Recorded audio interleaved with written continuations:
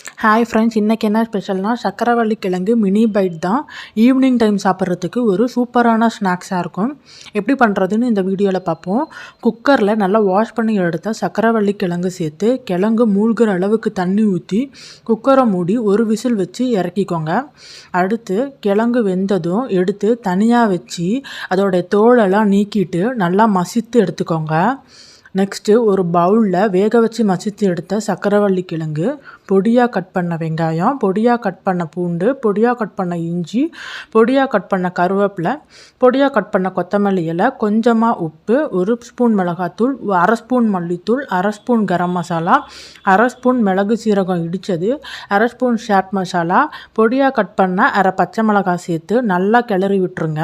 அடுத்து சப்பாத்தி மாவை எடுத்து நம்ம சப்பாத்தி தேய்க்கிற மாதிரி நல்லா ரவுண்டாக தேய்ச்சி எடுத்துக்கோங்க.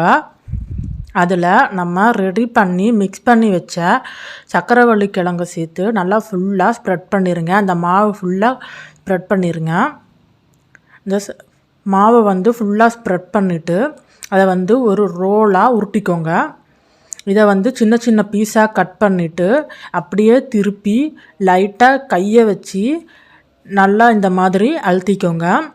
லைட்டாக மட்டும் அழுத்திக்கோங்க. ரொம்ப அழுத்துனீங்கன்னா அது ஒட்டிக்கும்.